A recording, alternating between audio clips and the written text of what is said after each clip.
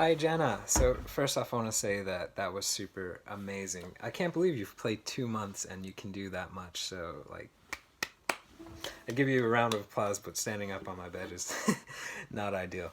So I want to make a video to say two things. We'll show you one thing, but I also want to say thank you so much for donating. Please let me know how much. If you scroll down to the footer of the site, you can click the little contact button. You can send me an email. Just let me know what amount you donated so I can add it to our tally. But thank you so much. It really helps the kids out.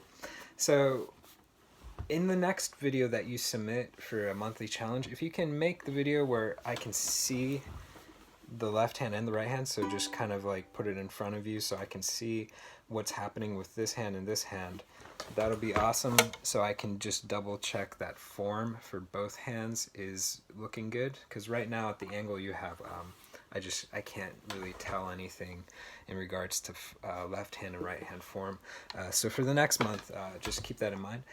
The other thing I want to give you a little tip on is when it comes to practicing. So you have a really good base established for the song.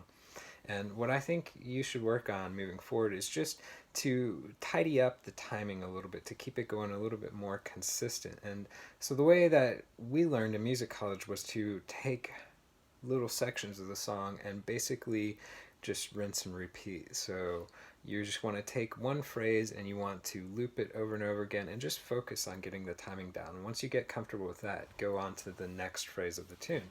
So for this song, maybe you can take, for example,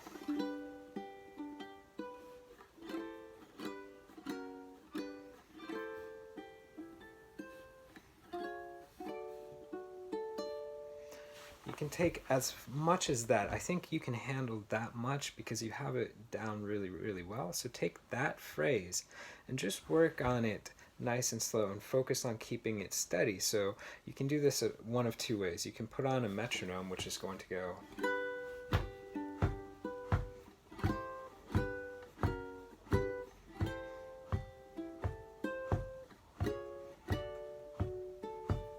Right, so you want to understand the rhythms that you're playing as well.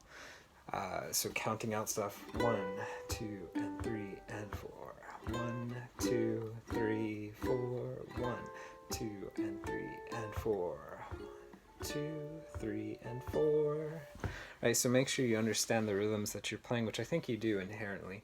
And the other approach would be to play with the on-screen tab viewer. So you can set it to synthetic mode, which is the little computer MIDI playback, and you can actually activate a metronome so you can hear that click in the background, and the computer will play perfect time as well.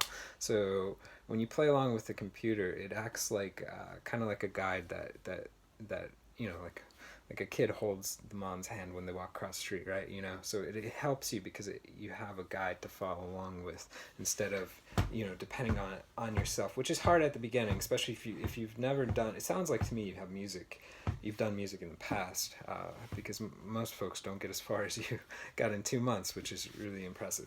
But the guide helps too, especially if you've never played along with a click, or you're having a little trouble with how the rhythm and timing connects. But try that method out and just, again, break it into little phrases. Get that first phrase done and then take the next phrase of the tune and then piece those together. And you're kind of stacking the song as you go. So that's a really, really good way to approach it. But I'll put the link in the description box, or the little thing that I write above, on our practice guide, so you just read through that. It was literally our first lesson in music college, so very, very useful stuff and helps tremendously for getting tunes down. But again, keep up the great work.